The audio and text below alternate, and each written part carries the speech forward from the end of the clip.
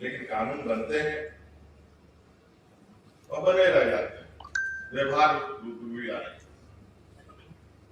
हालांकि अभी तक हमें इस कानून को उपयोग करने की आवश्यकता नहीं पड़ी, लेकिन आज लगभग नहीं भी तो लाखों की संख्या में हम लोगों ने राज्य के अंदर विगत 1.5 साल के अंदर नियुक्तियां की, सरकारी गैर सरकारी सभी जगह। अभी और भी कई नियुक्तियां हम लोगों की निकली पड़ी हैं। लगभग 30-32 हजार की नियुक्तियां अभी ऑलरेडी प्रकाशित हुई पड़ी हैं।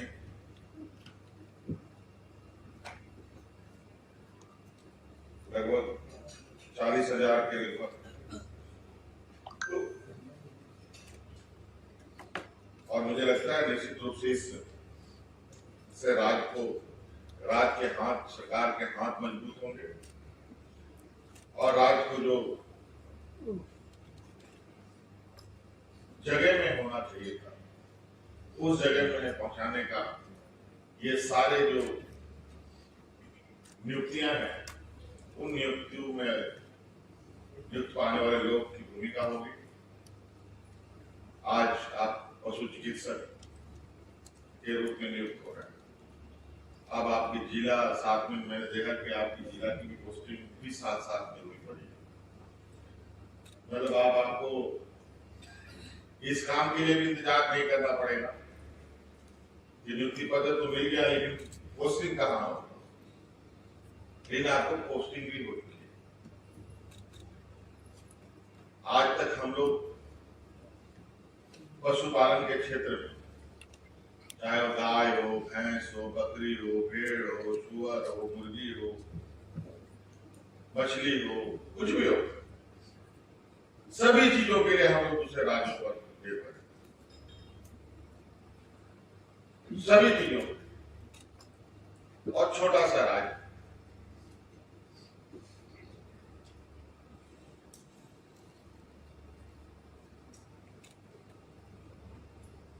तो मुझे लगता है कि ये एक बहुत बड़ा कड़ी होगा कि हम दूसरे राज्यों से निर्भरता खत्म करें, और इसमें पशु चिकित्सक की बहुत बड़ी भूमिका अदा होनी है।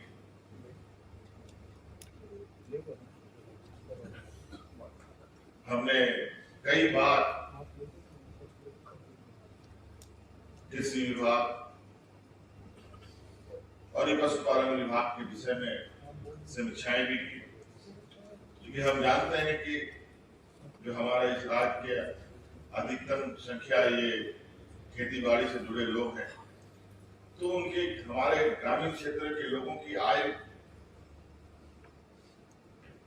में कैसे बढ़ोतरी हो, इसका लगातार हमारा फोकस रहा है।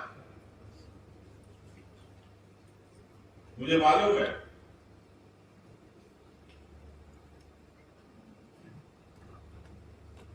कि ये बहुत बड़ा चुनौती नहीं है, बशर्ते थोड़ा ईमानदारी से प्रयास और काम करने वाले लोगों की जो अभाव है उसको पूरा करना। जहां ये लोग पूर्व में साल 1.5 साल लगता था इनको रिजल्ट प्रकाशित करने में, हम लोगों ने मात्र 2-2.5 महीने के अंदर रिजल्ट प्रकाशित करके राज्य के अंदर बीडीओ, सीओ, कलेक्टर बना करके नियुक्त अलग अलग जगहों पर नियुक्ति किया। और सुनकर आपको आश्चर्य होगा कि उन नियुक्तियों में राज्य के ऐसे गरीब जिसकी माँ आंगनबाड़ी सेविका, सहायिका है, किसी का माता पिता मनरेगा में मजदूर है, किसान है, जो बीपीएल के राशन कार्ड से उसका घर चलता है, उनके बच्चे आज बीडीओ, सीओ और कलेक्टर बन करके राज्य को सेवा दे रहे।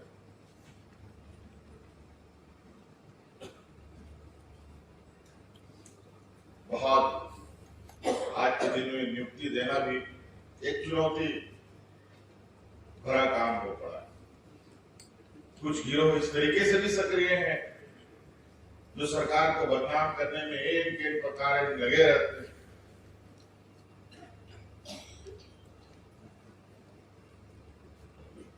कोई एग्जाम हुआ नहीं कि उसमें ये त्रुटियां, उसमें वो त्रुटियां, कोर्ट कचहरी दुनिया भर की थी। तो हम लोगों ने सोचा इसका क्या उपाय। फिर हम लोगों ने सोचा कि कुछ कड़ा कदम उठाए। तो हम लोगों ने विधानसभा से एक ऐसा कानून पारित किया कि जो भी एग्जाम होगा उसमें कहीं भी कोई त्रुटियां होंगी, किसी भी स्तर पर होगा, सबसे पहले तो वो पदाधिकारी जेल जाएगा, जिसमें कोई उसको जमानत नहीं मिलेगा और ऐसा उसको आर्थिक दंड मिलेगा कि जीवन में गलत काम करने के लिए दोबारा सपना में भी ना। ये कानूनी बता 9 साल उम्र लोगों की नहीं हो गई, उनकी उम्र घट गई। तो कहीं ना कहीं ये स्वास्थ्य को लेकर ये सारी चीजें जुड़ी हुई।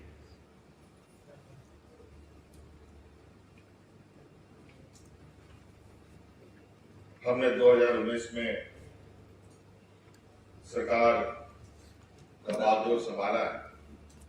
हमारी सरकार ठीक से बनी भी नहीं थी।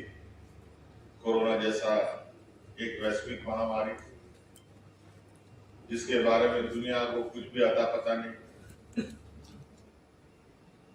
यहाँ पर कई ऐसे नवनियुक्त चिकित्सक बैठे हैं जो हमारे अड़ोस पड़ोस राज्यों के भी, कोई बिहार के हैं, कोई यूपी के हैं, कोई आसपास राज्यों के हैं। और आप लोगों ने उस दर्द को झेला है, देखा कि कितना, किस तरीके से कोई ऐसा नहीं व्यवस्था रहा जिसको कोरोना ने चपेट में ला लिया। आया जरूरी है आप लोग को नुकसान करने के लिए, साथ साथ में इसने उद्योग को भी नुकसान किया, अर्थव्यवस्था को भी नुकसान किया, सभी चीजों को।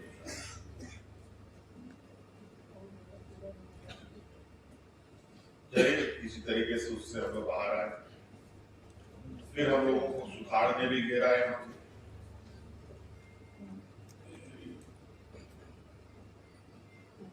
और सुखाड़ को लेकर के भी हम लोगों की बहुत,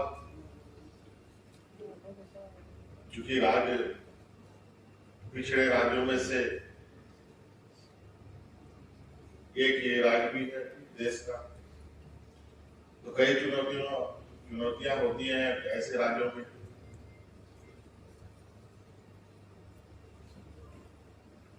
और इन झंझावतों में तो हम लोगों के 2-2.5 साल तो ऐसे ही निकल। लेकिन हम लोग ऐसे परिस्थिति में भी राज्य की नींव को कैसे मजबूत करना है, हम लोगों ने इस विषय पर सबसे पहले काम किया।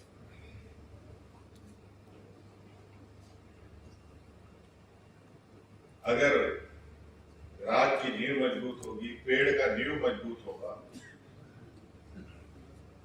तो अच्छा खासा तूफान को भी वो पेड़ झेल लेता है।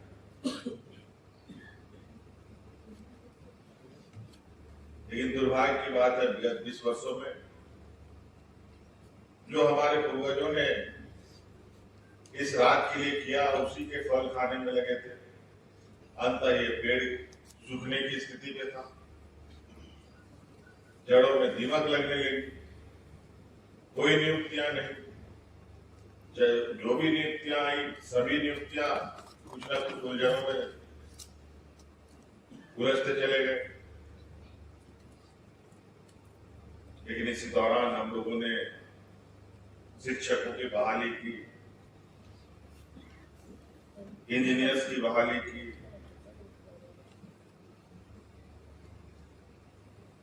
कई डॉक्टरों की भी बहाली की, पंचायत सचिवों की बहाली की,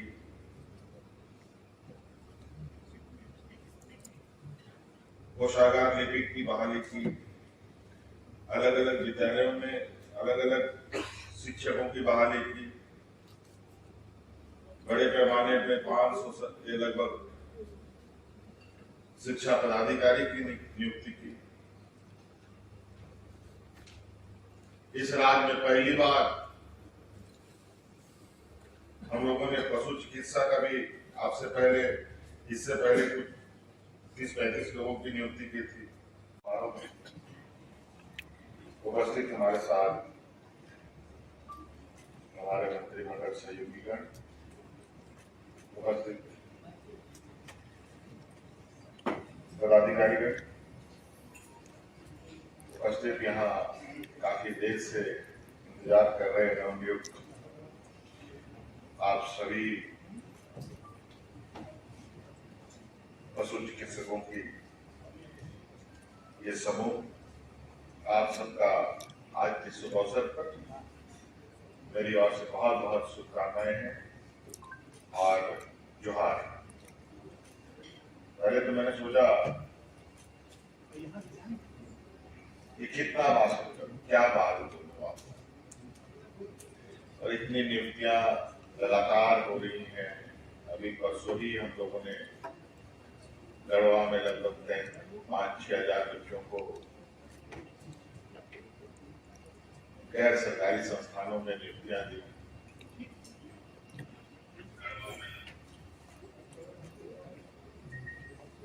अलग अलग जगहों पर कहीं 10,000, कहीं 15,000, कहीं 5,000, कहीं 6,000, कहीं 2,000, कहीं 150, कहीं 300, कहीं 50, कहीं 60, ना जाने कितनी नियुक्तियां हुई है। अब तो गिनती भी हम लोग भूलने लगे। और आज फिर से ये एक ऐतिहासिक दिन, और विशेषकर कृषि विभाग के लिए, सरकार के लिए, आज आप लोग बतौर पशु चिकित्सक के रूप में नहीं, बल्कि सरकार के आंख कान नाक के रूप में नियुक्त हो रहे हैं।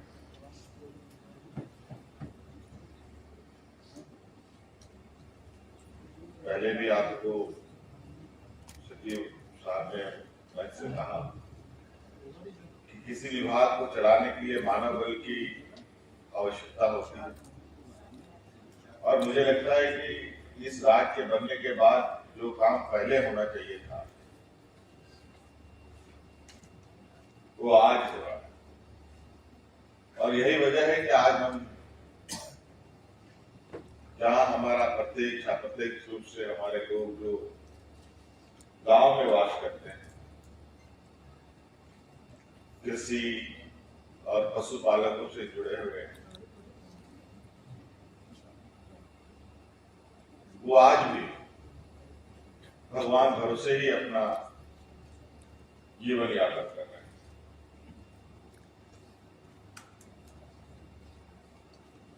जबकि इस देश के अंदर, राज्यों के अंदर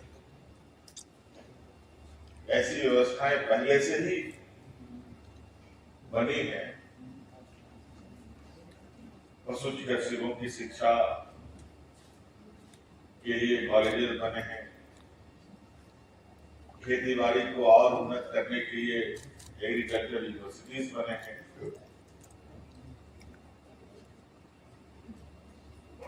लोगों के इलाज के लिए, डॉक्टर के लिए मेडिकल कॉलेजेस बने हैं, नर्सिंग कॉलेजेस बने हैं, और बच्चे डिग्रियां ले भी रहे हैं, पढ़ाई भी पढ़ रहे हैं, लेकिन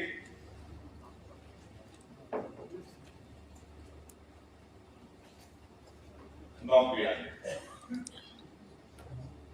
जो सरकार की परिकल्पना है या होती है कि जो हमारा गांव कैसे समृद्ध हो, किसान कैसे खुशहाल रहे, आम आदमी कैसे स्वस्थ रहे, पशु कैसे स्वस्थ रहे, और यही सब चीजों के अभाव में आज झारखंड प्रदेश में आम जीवन में बच्चों में बहुत बड़े पैमाने पर कुपोषण का एक भयावह संक्रमण से बच्चे घिर चुके हैं। अगर हमारे कृषक समृद्ध होते, पशुपालक समृद्ध होते, गांव में खाने के लिए अनाज होता, पीने के लिए दूध होता, खाने के लिए मांस होता, अंडा होता,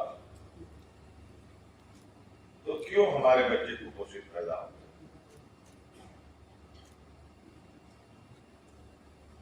लेकिन आज जब हम चांद पर जाने की बात कर रहे हैं और जा भी रहे हैं, वहीं दूसरी ओर गांव में बच्चे कुपोषित पैदा हो रहे हैं, विकलांग पैदा हो रहे हैं। हमारे विभाग के animal husbandry director Shri Aditya Ranjan ji, विशेष सचिव Kamlesh ji, fishery director Dwivedi ji, soil conservation Ajay ji और साथ ही प्रदीप हजारे जी, यहाँ पर मौजूद विभाग के सभी पदाधिकारी, कर्मी, इलेक्ट्रॉनिक और प्रिंट मीडिया के बंधु बांधव और सभी नवनियुक्त हमारे पशु चिकित्सक बंधु, साथियों, रेडियो सज्जनों, आज बड़े ही गौरव का क्षण है। माननीय मुख्यमंत्री जी की इच्छा के अनुसार विभाग निरंतर युवाओं को मौका दे रही है। अन्य विभागों के साथ हमारे कृषि पशुपालन सहकारिता विभाग में शुरू से चाहे 129 कृषि पदाधिकारियों का 22 वर्षों के बाद नियुक्ति प्रमाण पत्र देना हो, 15 AR को नियुक्त करना हो, इसके पहले 36 और पशु चिकित्सक का नियुक्ति, और उसके बाद आज 66 पशु चिकित्सक का नियुक्ति एक गौरवमयी क्षण है, जो इस विभाग ने बहुत ही कम समय में माननीय मुख्यमंत्री जी के नेतृत्व में आप सबके सहयोग से पूरा किया है। मैं आप सभी नवनियुक्त पशु चिकित्सक बंधुओं को और साथ ही आपके परिवारजनों को, जो लोग यहाँ मौजूद हैं या नहीं भी आए हैं, ढेर सारी बात है, बधाई और शुभकामनाएं देना चाहता हूँ। इच्छा तो सबकी होती है कि हम कुछ करें, पर सिर्फ इच्छा होने से बदलाव नहीं होता, निर्णय लेना पड़ता है, और लिए गए निर्णय को अमल करने के लिए एक निश्चय मन में दृढ़ संकल्प पैदा करना पड़ता है। और माननीय मुख्यमंत्री जी ने इन तीनों चीजों का समावेश कर अपने समीक्षा बैठक में विभाग को, मुझे, हमारे विभागीय सचिव अबू बकर साहब को और सभी लोगों को ये बताया कि जो वैकेंसी है, मैन पावर पहले स्ट्रॉन्ग करो, तभी हमारा रीच राज्य के मैक्सिमम लोगों तक